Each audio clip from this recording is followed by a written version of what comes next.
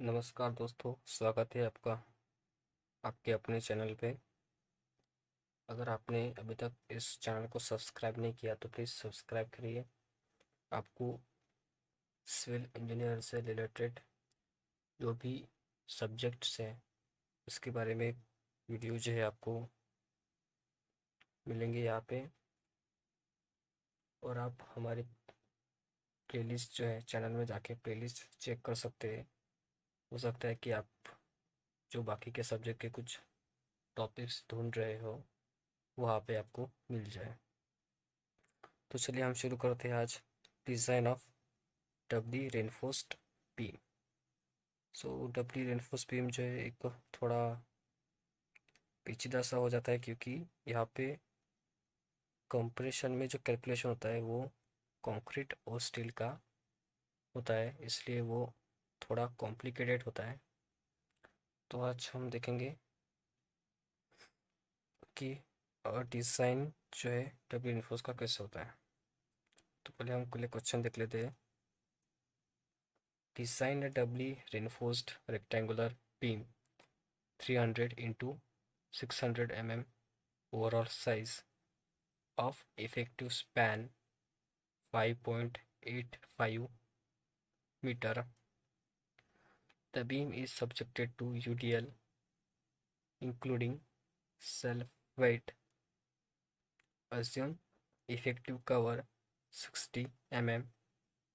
Use M20 concrete and Fe 415 grade steel, where FSC, that is stress reinforcement in concrete, is 353 MPa।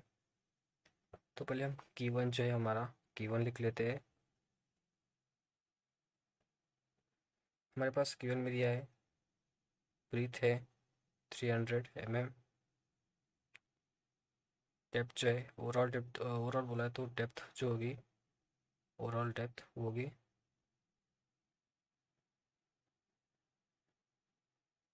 600 mm। And the effective span that is LE, उसकी जो value होगी 5.85 metre. The beam is subjected to UDL।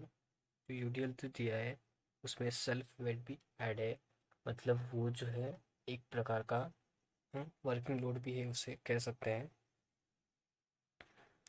तो UDL जो होगा जो equal to होगा working load के जैसा। सॉरी, मैंने यहाँ पे जो है UDL लिखना जो है मैं भूल गया था। UDL की जो वैल्यू है वो है 75 किलो न्यूटन पर मीटर। 75, ठीक है, 75 किलो न्यूटन पर metre. Assume effective cover, that is T dash equal to 60 mm, and grade of concrete, that is FCK, equal to 20 Newton per mm square. Grade of steel, that is 415 Newton per mm square. और FSC जो है stress enforcement इन concrete, sorry compression, वो है 353 MPa। तो हमारे पास जो है इतनी वाली हमें दी है, तो हमें सिंपली डिज़ाइन बोला है तो हमें जो वैल्यू निकालनी होगी वो मैं यहाँ पे रेड पेन से जो है लिख लेता हूँ। वो है MU, that is ultimate moment of resistance. MU limit is limited moment of resistance. MU1 या MUC भी आपको यहाँ से लिख सकते हैं, जो होगा moment of resistance in compression. वो area of steel at tension and area of steel at compression। ये 5 चीज़ें जो है हमें निकालनी होगी। तो पहले हम एक बार जो है डायग्राम देख लेते हैं वो कैसे होगी। तो यहाँ पे आपको दिख रही होंगी शायद। जो यहाँ पे जो डिस्टेंस होगा ये इफेक्टिव डेप्थ का, वो है हमारे पास 60 mm का। तो हम जो है अभी इसे सॉल्व करना अभी शुरू करते हैं। सॉल्यूशन। तो इस सॉल्यूशन में हमें जो है पहले इफेक्टिव डेप्थ जो है हमें निकालनी पड़ेगी, क्योंकि वो हमारे लिए इम्पोर्टेंट है। तो इफेक्टिव डेप्थ जो होगी वो होगी total depth minus effective cover, जो है हमारे पास 600 माइनस 60। सो इफेक्टिव डेप्थ जो है हमारे पास वो हमें मिली 520 mm। हमारे पास यूडीएल जो है, यहाँ पे यूडीएल जाता हमें जो वर्किंग लोड ही है एक प्रकार का, क्योंकि वहाँ पे सेल्फ वेट भी इंक्लूड किया गया है। तो हम जो है क्या करेंगे, फैक्टरेड लोड निकालेंगे। Factored load that is W you, जो होगा U D L into partial safety factor of concrete जो है 1.5 से मल्टीप्लाई करेंगे तो हमें वैल्यू मिलेगी 75 इंटू 1.5, जिसका answer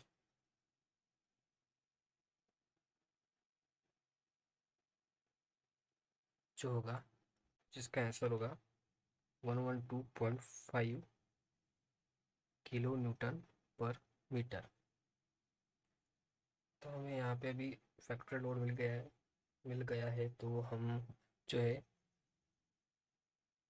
ultimate moment of resistance जो है वो यहाँ से निकाल सकते हैं, क्योंकि हमारे पास इफेक्टिव लेंथ भी है और फैक्टरेड लोड भी है।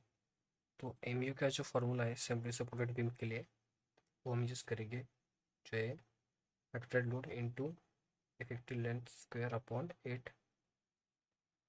यहाँ पे हम वैल्यू पुट करेंगे 112.5 इंटू 5.85 स्क्वायर अपॉन 8, जिसका आंसर जो हमें मिलेगा वो होगा 481.25 किलो न्यूटन मीटर। तो हमें एम यू जो है अल्टीमेट मोमेंट ऑफ रेजिस्टेंस, उसकी वैल्यू मिली 481.25 किलो न्यूटन मीटर। तो अब जो है अभी यहाँ से इमीडिएट मोमेंट ऑफ रेजिस्टेंस जो है वो निकाल सकते हैं, जिसका फार्मूला है फॉर Fe415। एम यू का जो फार्मूला होता है वो है 0.138 एफ सी के पी डी स्क्वेयर। ये जो फार्मूला है वो आई एस कोड में दिया हुआ है। अगर आपने मेरा वीडियो नहीं देखा तो आप वीडियो में भी मेरे देख सकते हैं कि ये वैल्यू कैसे निकली, और इसके साथ जो बाकी की वैल्यू है for different grade of steel, वो भी आप वहाँ पे देख सकते हैं। तो यहाँ पे हम वैल्यू हमें सबकी पता है, तो हम यहाँ पे डायरेक्ट वैल्यू पुट करेंगे 0.138 इंटू एफ सी के 20 इंटू पी जो है 300 इंटू डेप्थ जो है इफेक्टिव डेप्थ वो है 540 स्क्वायर। तो हमें आंसर जो यहाँ पे मिलेगा वो होगा 241.44 इंटू 10⁶ न्यूटन mm, जो बाद में बन जाएगा 241.44 किलो न्यूटन मीटर। तो आपको यहाँ से जो है आप देख के भी बता सकते हैं कि एम यू और एम यू लिमिट जो है, मतलब अल्टीमेट मोमेंट ऑफ रेजिस्टेंस और लिमिटेड मोमेंट ऑफ रेजिस्टेंस, इसके बीच में जो है गैप है। तो वो गैप फिल करने के लिए, मतलब जो लोड ज़्यादा बढ़ रहा है उसको कम करने के लिए ही जो है हम कंप्रेशन जोन में स्टील का इस्तेमाल करते हैं। तो इसलिए हमें मोमेंट ऑफ रेजिस्टेंस जो है at compression zone that is M U यहाँ से मिल जाता है, जो होगा M U that is ultimate moment of resistance minus limited moment of resistance.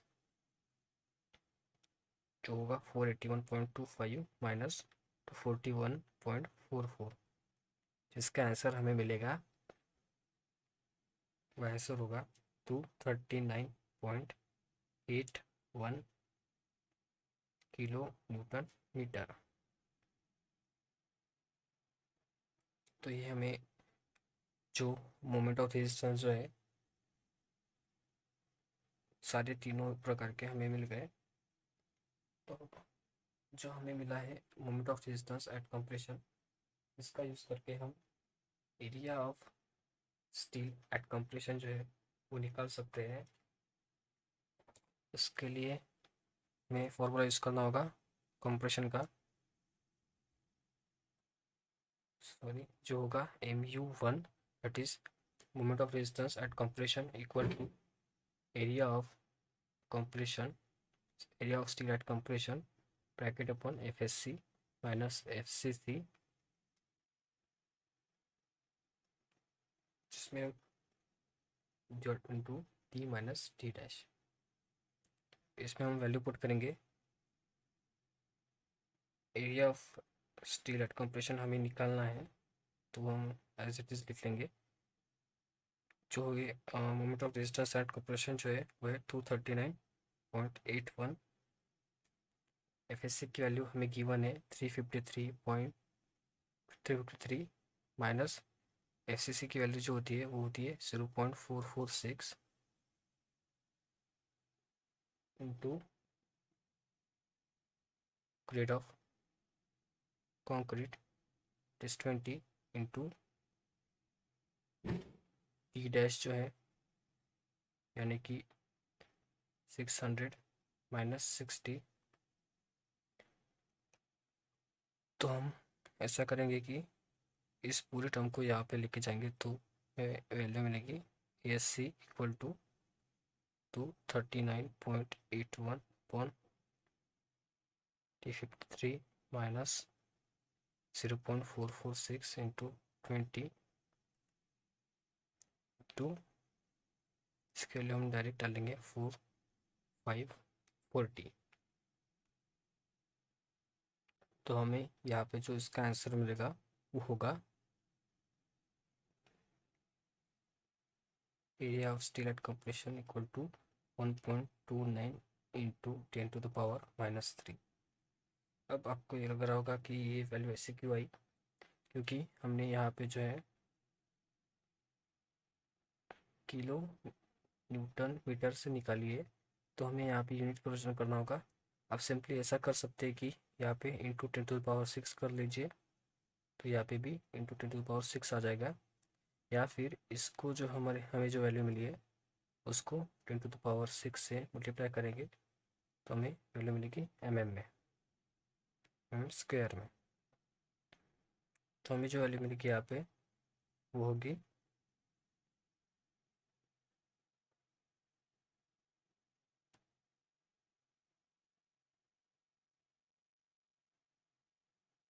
1290.6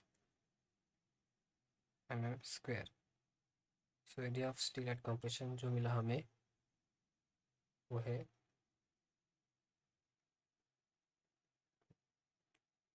1290.6 स्क्वायर। तो हमें area of steel at compression मिल गया। तो अब हमें एरिया ऑफ स्टील लिमिटेड, मतलब जो टेंशन जोन में जो रहेगा, जो स्ट्रेस बेयर करेगा वो, तो एरिया ऑफ स्टील लिमिटेड का जो फॉर्मूला होता है वो होता है 0.5 FCK upon FY bracket open 1 minus under root of 1 minus 4.6 MU limit, यहाँ पे लिमिट जरूर डालिएगा, divided by FCK PD square B into D। तो यहाँ पे हमें जो इसका वैल्यू पुट करेंगे, हम यहाँ पे पहले second to 20 into 415 into 1 minus under root of 1 minus 4.6 into M U limited की जो वैल्यू हमें मिली थी वो थी 241.44 इंटू 10⁻6 और 20 इंटू 300 इंटू 540 स्क्वेयर इंटू से इंटू 300 इंटू 540 जो है हमें करना पड़ेगा।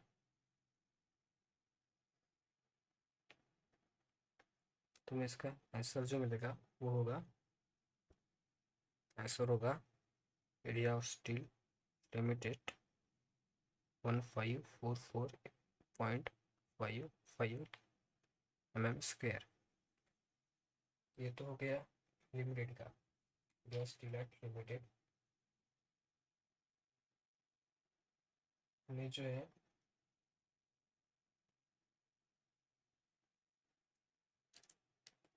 जो कंप्रेशन रहेगा और जो टेंशन रहेगा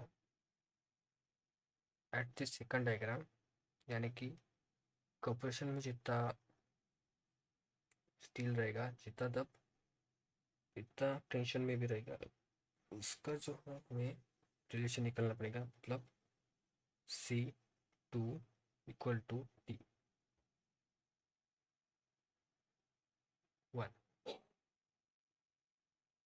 ऐसे 2 भी लिख सकते हैं।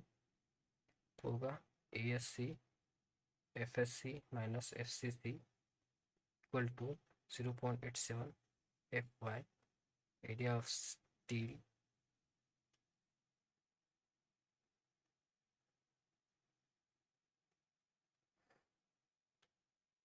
तो यहाँ से हम ST1 जो है निकाल सकते हैं। FSASC की वैल्यू हमारे पास है 129.6, FSC की 353 minus 0.446 into 20 equal to 0.87, FI की है 415, EST हमें निकालना है। तो इससे हमें EST की जो वैल्यू मिलती है वो होगी, तो हमें वैल्यू जो मिलेगी वो होगी 1229.93 mm²। तो हमें area of steel at tension जो मिलेगा पूरा वो होगा area of steel limited plus area of steel at 1। मतलब जो कंप्रेशन में स्टील रहेगा उसके साथ ही जो टेंशन में भी उतना एक्स्ट्रा लगेगा, वो मिला के जो पूरा होगा 1544.55 प्लस 1229.93 इज इक्वल टू होगा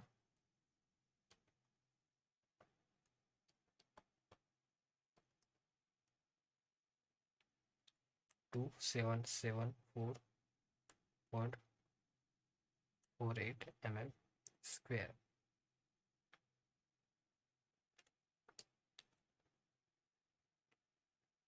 तो अभी हमें area of steel at tension मिल गया है और area of steel at compression भी मिल गया है। तो हम यहाँ पे और एक बार लिख लेंगे। एरिया ऑफ स्टील जो हमें मिला था वो था 2774.48 mm² और area of steel at compression वो हमें जो मिला था वो था 1290.6 mm²। तो इसके हिसाब से हमें जो है अभी बार्स जो है, नंबर ऑफ बार्स वो निकालने पड़ेंगे। तो उसके लिए आप सिंपली एक ये फॉर्मूला याद रख लीजिए, area of steel is equal to N into pi by four into जो भी आप डायमीटर यहाँ पे लिखना चाहते हैं, डायमीटर ऑफ बार उसका स्क्वायर। ये अगर फॉर्मूला आप कैलकुलेटर में डालेंगे तो आपको नंबर ऑफ बार्स जो है वो आपको मिल जाएगा। तो इसी का यूज़ करके हम जो है अभी इसका आंसर निकालेंगे। हम यहाँ पे 24 जो है डायमीटर वो यूज़ करेंगे। तो हमें इससे आंसर जो मिलेगा वो होगा, हमें आंसर जो मिला है वो है n = 6.13, जो हम 7 कंसिडर करेंगे for area of steel and for area of steel at compression n =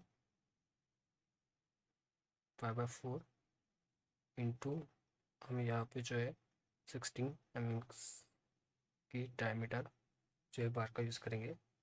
तो हम इसके आंसर जो मिलेगा वो होगा, यहाँ पे हमें आंसर जो मिल रहा है वो है n = 6.41, जो हम कंसिडर करेंगे 7 नंबर्स। एक बात आपको यहाँ पे ध्यान रखिएगा कि अब जो डायमीटर ऑफ बार्स जो है, जो स्टैंडर्ड बार है, स्टैंडर्ड डायमीटर है, वही यूज़ करिएगा।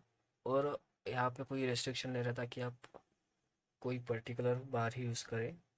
आप अपनी मर्ज़ी से चाहे जितने जितने डायमीटर का बार ले सकते हैं, बट इतना ध्यान में रखिएगा कि जो नंबर्स जो है वो 6-7 मैक्सिमम होनी चाहिए, और कम से कम 3 तो जो रॉड है स्टील की वो होनी ही चाहिए। तो हम यहाँ पे लास्ट हमारा आंसर जो लिखते होंगे वो लिखेंगे कि providing 7 bars of dia 24 mm at tension and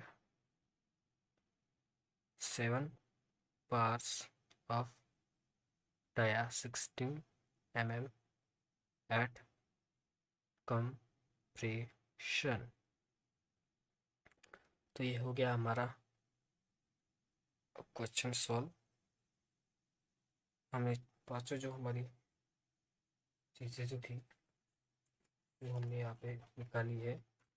MU limit, MU1 area of steel and area of steel at compression, ये हमने निकाली है। तो हमारा एग्जाम्पल जो है वो पूरा हो गया। तो अगर आपको ये वीडियो, हम एक बार जो है हमारी डायग्राम जो है वो अच्छे से बना लेते हैं। तो हमारे डायग्राम में थोड़ी प्रॉब्लम हो गई थी। यहाँ पे 600 चाहिए था, मैंने गलती से 660 लिख लिया। तो यहाँ पे ब्रेथ 300 है, डेप्थ टोटल 600, इफेक्टिव जो कवर था वो 60 था। हमने 7 बार्स 1 2 3 4 5 6 7 जो है 7 बार्स लिए, और ऊपर भी 7 बार्स जो है 1 2 3 4 5 6 7 बार्स है वो लिए। तो डायग्राम मैंने छोटी बनाई है इसलिए आपको उतनी अच्छे से क्लियर दिख नहीं रही होगी शायद। तो यहाँ पे हम लिख लेंगे 7 इंटू डायमीटर जो है 16 mm का, और यहाँ पे लिख लेंगे 7 इंटू डायमीटर जो है 24 mm लिख लेंगे। तो इससे हमें हमारे डायग्राम जो है कंप्लीट हो जाती है।